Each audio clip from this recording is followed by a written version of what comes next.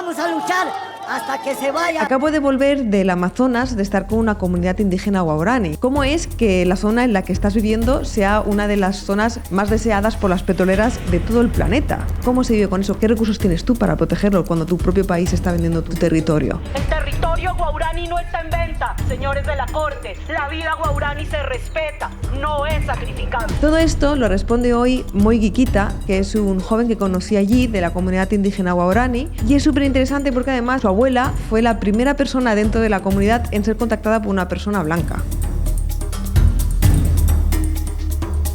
Tenía la duda. Un podcast de Judith Tiral. Moi, muchas gracias por decir que sea la entrevista, te lo agradezco mucho, de verdad. Me respondes con un rugido. Moi, a mí ya te he dicho mientras desayunábamos que a mí me gusta mucho empezar las entrevistas hablando del pasado.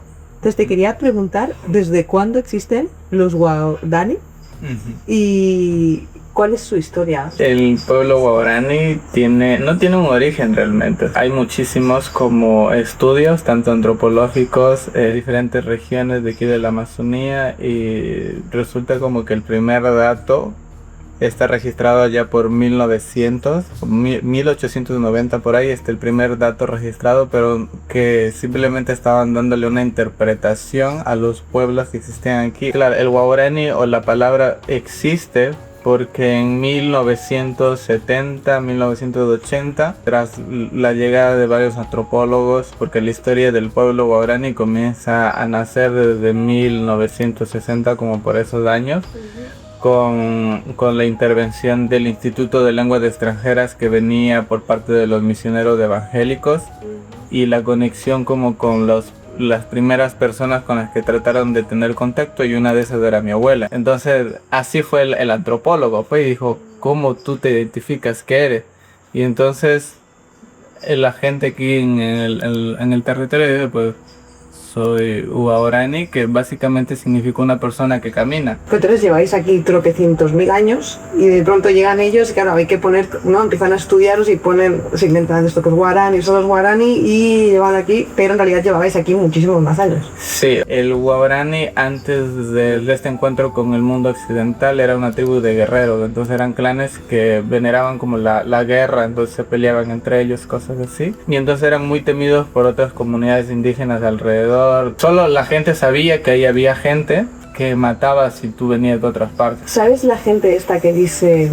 Es gente que se enfada cuando se habla de pueblos originarios, porque dice, no, los guaraní sí, llevan ahí mucho tiempo, pero seguramente venían de Asia. ¿Tú qué piensas de esa gente que de pronto intenta quitaros como la pertenencia a este sitio? Creo que eso es un concepto también muy occidental, o sea, el hecho de hablar de colonialismo, de neocolonización, o sea, moderna también, entonces son modelos que intentan como disminuir o separar a las comunidades de sus propias tierras. Sé que hay como varios escritos donde se dice que hubo como una fuerte migración de Asia hasta ese continente y todo eso, pero siento que estos diálogos solo promueven el despojo o la separación de los pueblos dentro del territorio, como para justificar también el hecho de que si es que algo malo podría pasar a grandes escalas, poder decir, es que no son de aquí. Claro. Entonces yo siento que es como una justificación para algo mucho más mayor. Claro. Y muchas veces ese bien mayor es muy individual y pertenece para otras sociedades, y se olvidan de la gente que siempre estuvo aquí.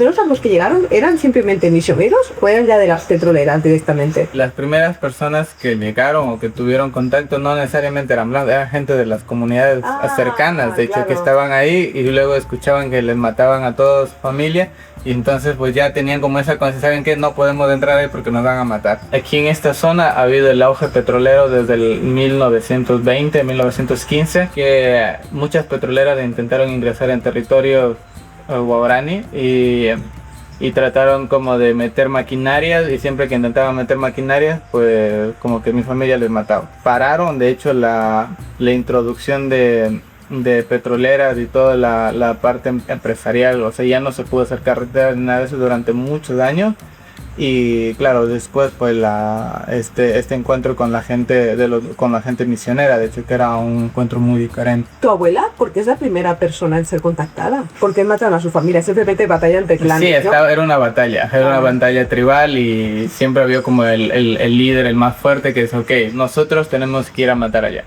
Y tal cual. Y a mi abuela le dijeron que se tiene que casar con el que mató a todo su clan. Y mi abuela no quiso, entonces ella se escapó. Se salió de la comunidad, fue río abajo, se metió entre las montañas. El otro clan le fue persiguiendo. Y mi abuela cuenta que estuvo como escondida en una laguna durante 7 días. Y después de 7 días, cuando ya vio que no pasaba nadie, ella salió y comenzó a caminar río arriba. Y ahí caminando río arriba encontró una hacienda donde tenían muchos esclavos indígenas. Entonces justo llega ahí. Y tenían como muchas mujeres también. Y entonces de ahí como que las mujeres la adoptan a mi abuela. ¿Tu abuela? ¿Cómo se comunicaba con los misioneros? ¿Aprendió español? Y mi abuela primero aprendió quichua, que era el idioma, el idioma más hablado de esta zona de la Amazonía. Y de ahí ella le compraron, no sé cuántos años tendría, pero justo en esta hacienda vendían a los esclavos. Entonces le compran y le llevan a la casa de los misioneros. Y ahí en la casa de los misioneros pues le comienzan a adoctrinar, le comienzan a meter mucha de las creencias cristianas, todo eso, durante muchísimos años. Y claro, o sea, tuvo un proceso de adoctrinamiento muy fuerte, o sea, por parte de los misioneros, y eventualmente obviamente ya tenía ese concepto muy diferente. Claro, después de casi unos 15 o 20 años, suceden diferentes cosas de aquí en Ecuador, pero mi abuela para ese entonces ya había aprendido a hablar inglés, ya había viajado, y ya tenía la nueva conciencia también de los misioneros, los misioneros en aquella época eran muy extremistas, entonces ella también tenía ese mismo chip. Entonces ella regresaba ya con esa nueva mentalidad. Religiosa, que es decir, muy cristiana. Sí, intentó como evangelizar a los que pudo. O sea, vuelve al Amazonas e intenta hablar con gente de otros clanes, ¿no? Diferentes clanes. Ajá. Para decir, oye, ¿has escuchado la palabra del Señor? No,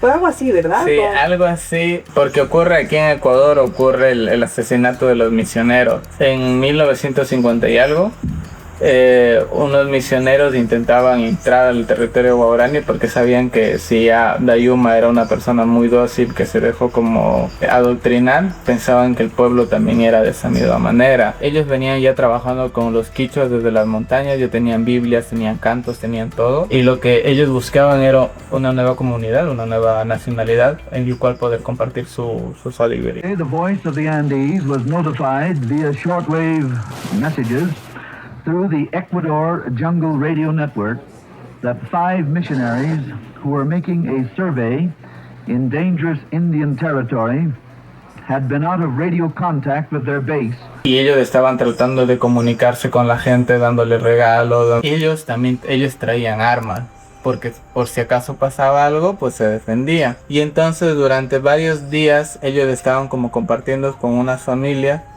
Y claro, las familias estaban reaccionando como bien, algunos muy mal, pero no sabían qué hacer.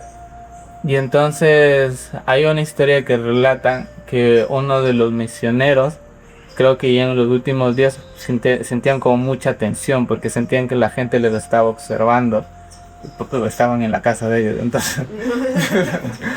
Entonces uno de ellos lanzó un disparo al aire, y entonces toda la comunidad se acercó con sus lanzas y les mataron a todos ellos. Es un hecho histórico registrado, y siempre se ha contado desde la versión de los misioneros que ellos vinieron por la palabra de Dios, que vinieron como a acudir a poder salvar todos sus espacios. The 4 missionaries definitely knew it was dangerous, but they were willing to give up their lives in order for the Waorani to know the truth, and wish that I had known my dad, still do. But I really believe that God allowed this to happen so that more and more people could actually see what real commitment to Christ means. A raíz de esa muerte de ellos, porque empieza a salir en periódicos, en las noticias, como salvajes del Amazonas matan a los misioneros evangélicos de Estados Unidos, todo eso, entonces fue como una noticia muy grande, o sea, a nivel internacional y a nivel local más grande. Y entonces mi abuela pues decide volver acá a Ecuador. ¿Ella dónde está ahí? Ella estaba en Estados Unidos. Ahí sale un personaje muy particular que se llama Rachel. Rachel era la misionera que básicamente de la familia que le compró a mi abuela. Y ella era como la encargada y la que le ayudaba en todo, la que le enseñó inglés, la que le llevó a viajar por el mundo. Y roleras que vinieron aquí a Ecuador tienen muchísimos vínculos con los misioneros. Entonces las petroleras como que pintaban que sí, que Estados Unidos necesita el petróleo. La gente indígena no entendía nada, primero porque no hablaba inglés, no tenían criterio, todo eso. Y ahí mi abuela estaba metida en todo eso, y no es que ella haya decidido, sino que ella le dijeron que eso era lo correcto en aquella época. Entonces mi abuela regresa a Ecuador y le dicen, ¿sabes qué? Y le muestran los fragmentos porque dentro de este equipo de misioneros había un chico que era filmmaker, entonces tenía como las tomitas que las habían recuperado. Comienza a ver y mi abuela se da cuenta que era su familia, eran sus primos, todo eso. Y entonces dice, no, pues, y se siente culpable. Y entonces dice, no, yo también quiero hablar con ellos. Habla con Rachel y le dice, oye, ¿sabes qué? Me voy a ir acá y voy a ver qué tal. Y cuando llega a la comunidad le ve, y ella con ropa así, todo, con falda larga. La gente cuando le ve y le observa y dice, no, pues tú eres, o sea, para nosotros tú ya habías muerto. Mi abuelo comenzó a contar sus viajes, las cosas que ellos nunca han visto. Entonces les trataba de explicar sobre los aviones, sobre la gente de afuera, que había un montón de gente. Todo eso les trataba de explicar, las costumbres, ¿verdad? Todo eso. Claro, después ella fue como creando grupitos, y en unos 3 meses ya tenía como una comunidad gigante que le estaba escuchando. Trae una misionera, el hijo tenía gripe y llega y le meten dentro de la comunidad, y ahí se comienza a morir muchísima gente. Las comunidades se fragmentan, dicen, ¿sabes qué? No es correcto esto, o sea, ¿por qué viene la gente de afuera y comenzamos a enfermarnos y a morirnos? Y luego de esa enfermedad quedó menos de la mitad, y de esa menos de la mitad un grupo dijo, ¿saben qué? Nosotros ya no queremos tener contacto ni con ustedes ni con la gente de afuera, y nos vamos a vivir en la selva. Y se fueron a vivir a la selva, y son como los grupos no contactados hasta el día de hoy. ¿Qué pasó con tu abuela después de esto? Una pequeña comunidad se queda con ella y comienzan ya a tener el contacto. Empieza ya por los 60 y algo. Y ya empieza como ya el asentamiento de la primera comunidad, que se llama Tihuano. Comienzan las primeras familias, comienzan a ver como esta transformación. La transformación de lo que antes eran como que se dividían en diferentes lugares de la Amazonía, ahora estaban en un solo lugar.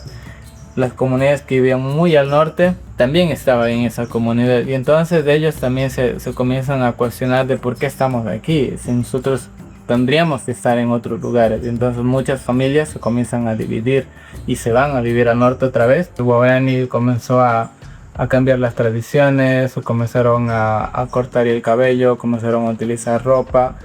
Muchas de las influencias o creencias que tenían provenían desde los evangélicos. ¿Cómo descubren que hay petróleo? Hay un proceso que se llama sísmica, y ellos hacen un mapeo y tienen máquinas y todo eso, y toman también los rastros de la tierra, lo hacen como de manera muy técnica. Todas las empresas, de manera general en la vida, o sea, funcionan de que donde entran las cosas, el mal tiene que salir por algún lado, por así decirlo. Entonces, de estos desechos químicos que produce tener una empresa petrolera, y claro, estamos hablando de ya casi más de 100 años, porque los petroleros están desde los 1920 creando todas esas vías, no tenían como un registro sanitario, ni cómo cuidar los desechos, ni nada. Entonces, lo único que pasaba era que vendían, y obviamente tiraban los desechos y los tiraban al río. Y claro, y el río es la principal fuente de alimento de todas las comunidades indígenas. Como estaban muy cerca de las petroleras, muchas familias, y hasta el día de hoy, aparte de eso, el ruido que producen las máquinas, que son 24 horas, es un ruido muy fuerte. La gente se da cuenta pues que se les comienza a partir la piel, se les cae, comienzan a perder el cabello así de una manera increíble. Entonces son situaciones muy horribles realmente. Y claro, entonces muchísima gente que antes utilizaba plantas medicinales, y obviamente la gente no se mueve de esos lugares porque para ellos es sagrado estar ahí, o sea, ahí ha vivido su familia, todo eso. Perdonad que pare el vídeo, lo siento muchísimo, pero quería hablaros del patrocinador de este vídeo, que es Back Market, que ya sabéis que a mí me encanta porque ahí me compré mi iPhone y salió mucho más barato. Parezco un poco Raquel Sánchez Silva ahora mismo. Me llegaron todos vuestros mensajes a través de mi Sony Xperia Z. Este vídeo está patrocinado por Back Market, que es básicamente el paraíso de la tecnología reacondicionada. ¿Que quieres un iPhone, quieres un Mac o quieres una PlayStation, pero dices, pues es carísimo, no me llega con los ahorros?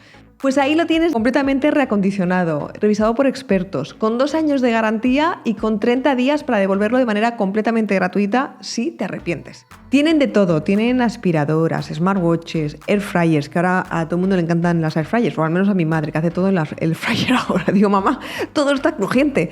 Entonces, lo que sea que tú quieras, un gadget, un móvil, lo que sea que necesites, ahí lo vas a tener a muy buen precio y ya puedes echarle un vistazo en el enlace que os voy a dejar en los comentarios y en la descripción del vídeo. Muchísimas gracias por ver el anuncio y os dejo con la entrevista.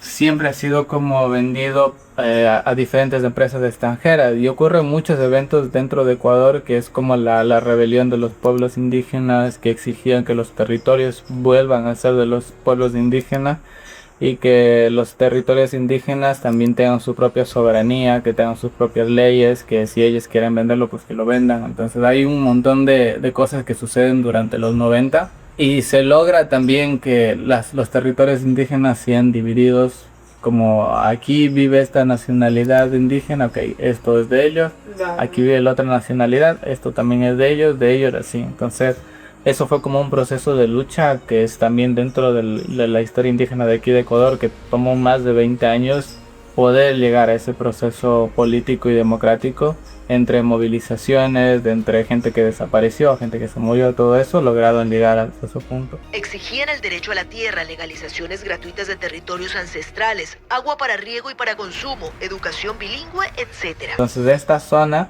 es protegida por el hecho de que hay gente viviendo. Porque si no hubiera gente viviendo sería un territorio sin derecho. Wow, tu propio activismo ahora mismo es vivir aquí, porque si te vas quizá vuelves y aquí han construido algo. Sí, y aquí hay muchos pueblos justo en esta región de aquí que han luchado por sus territorios contra el Estado.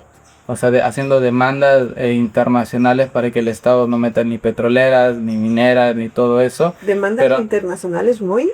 ¿Cómo funciona? O sea, entiendo que Ecuador, imagínate, el Estado no está escuchando, entonces dices, bueno, voy a llevar este problema ¿a quién? A la Corte Internacional. En el 2012 o 2013 hubo un caso particular aquí en Ecuador que habían llegado a una comunidad y llegaron en un helicóptero. Bajaron del helicóptero y salió un médico y les dice, ¿saben qué? Les vamos a atender todo esto. Solo tienen que poner el dedo en este papel. O sea, nadie sabe leer.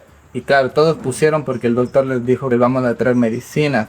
Y lo que ocurrió es que unos meses después comenzaron a traer helicópteros para construir los nuevos túneles para las petroleras. Y en realidad lo que la gente había firmado era esta cosa para darle permiso que la gente sí estaba autorizando para que entren las petroleras. En el 2016-2017 muchos movimientos empezaban a nacer y ahí se comenzó como a ampliar la voz. Ahí hubo mucha intervención de famosos de alrededor del mundo que estaban siguiendo este caso y de hecho lo publicaban sus historias, cosas así, porque una de las fotos que se viralizó en el 2016 fue de un grupo de mujeres guaraníes que estaban en la capital diciendo como queremos que nuestros hijos pues no se mueran. Yo también me estoy emocionando. Seguimos adelante con nuestra lucha. No descansaremos hasta lograr la democracia, libertad, justicia. No más engaño. Que ya no pongan más en vergüenza nuestra dignidad indígena. Entonces, esta foto se viralizó y entonces, claro, todo el mundo supo de este caso en el 2016 y luego llegó el 2018 y en el 2018 ya había una presión social gigante, o sea, a través de los medios. Ahí salían las noticias, el primer pueblo que se estaba como enfrentando al país dentro del mismo país, o sea, y el gobierno detrás metiendo como mucha publicidad como mala hacia los pueblos. Al final, en el 2019 se descubrió que durante muchos años, siempre que hacían el juicio aquí en el país, todos los jueces les pagaban $100,000, $200,000 para que vayan en contra del pueblo, y los descubrieron. Y entonces, tras ese descubrimiento, la siguiente instancia política, que ya había presión social, presión de los medios, se logró como parar que no entren otras nuevas petroleras, y se logró frenar por primera vez, pero por unos meses. Si los territorios no tuvieran pueblos indígenas, serían territorios totalmente consumidos por el extractivismo. Estuvieron muchas mineras, estuvieron muchas petroleras. ¿Qué pasó con tu abuela? Mi abuela estuvo en este periodo de colonización con los misioneros. Hay una historia que me contó mi papá. Me dijo que era una noche a finales de los 80, que Rachel le dijo: ¿sabes qué, Delfín? Toda mi vida pensé que yo estaba haciendo lo correcto. Y dijo que traer como la información de afuera siempre fue malo. Que al final la gente guaraní no quiere ir los domingos a la iglesia. Los niños quieren ir a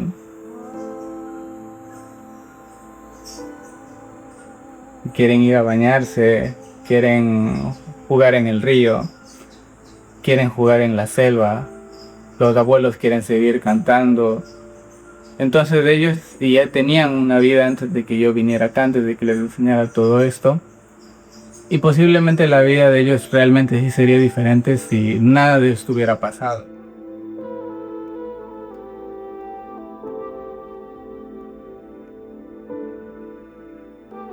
Como un año después, él intentó como regresar a Estados Unidos y luego dijo como que su labor evangélico era morir ahí en el territorio. Y de ahí los últimos años de vida que tuvo ella, porque le diagnosticaron cáncer terminal. Sí, trató como de reeducar a mi abuela con otros pensamientos un poco más abiertos de la protección de los derechos, hablar sobre el territorio, sobre todo eso.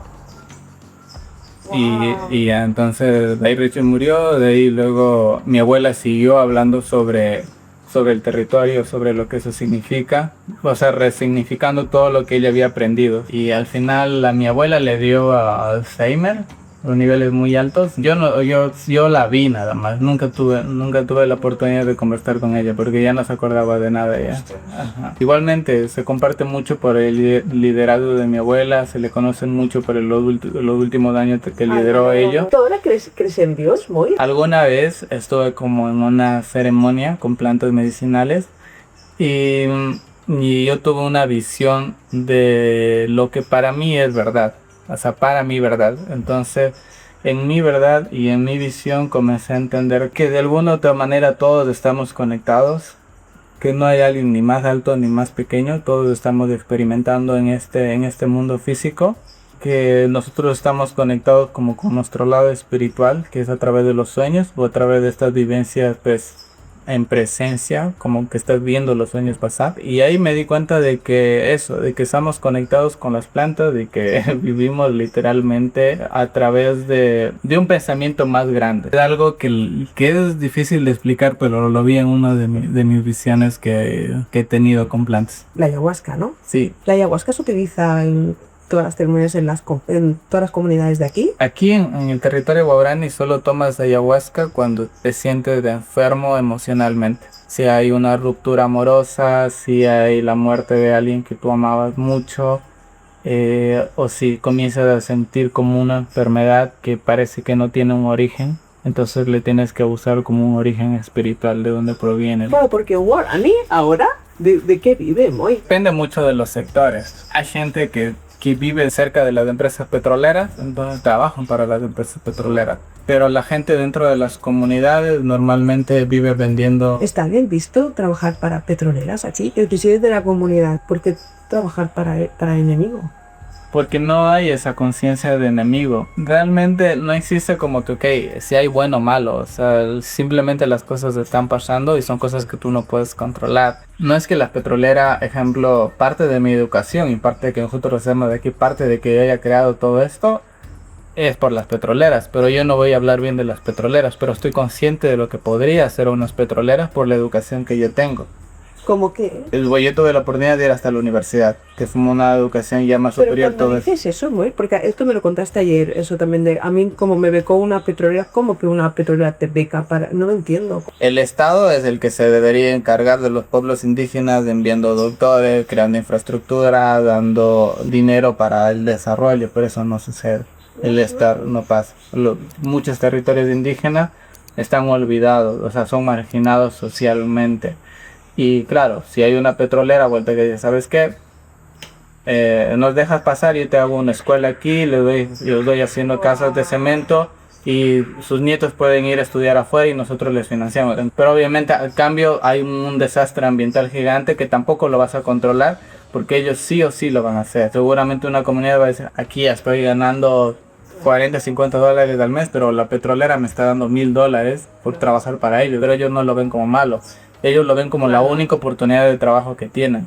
¿Y cuál crees que sería la solución? ¿Cómo me puedes pensar en una solución? Porque siento que he visto tantas cosas horribles dentro del territorio, de cómo funcionaba la manipulación, todo eso.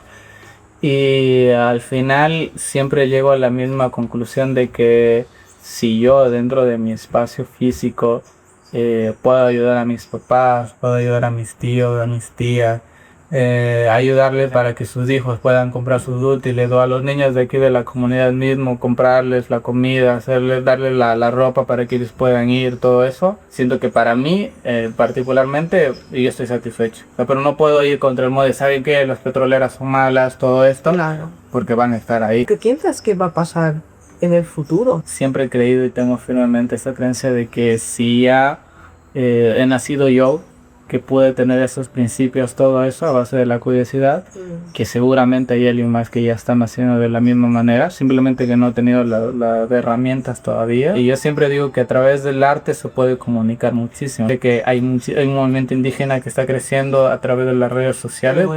Y que posiblemente en el futuro ya no sea solo yo, sino que se vea desde otras perspectivas. Antes de dedicarme a internet y todo, fui a África una vez y conocí a la comunidad de los bosquimanos. Entonces yo estaba charlando con él y yo le decía, ¿sabes? Hay muchos de mis amigos que me dijeron, qué pena que ahora como que viva así o que no esté, o sea, como que ya no es 100% original la experiencia porque el hombre pues va a la ciudad y compra sus cosas y luego vuelve, ¿no?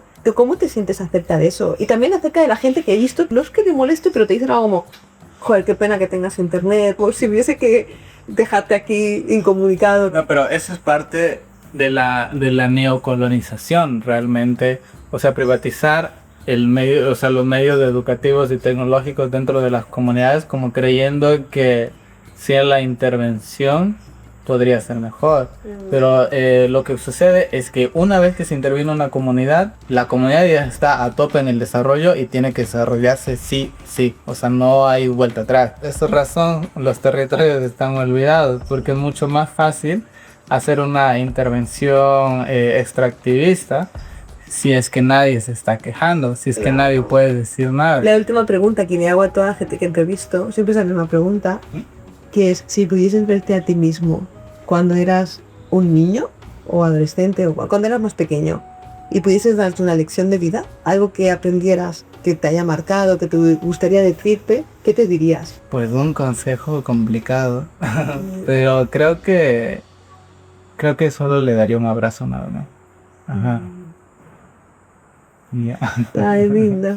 Muchas gracias, Moy, me ha encantado entrevistarte, de verdad. Me ha gustado muchísimo, muchísimo.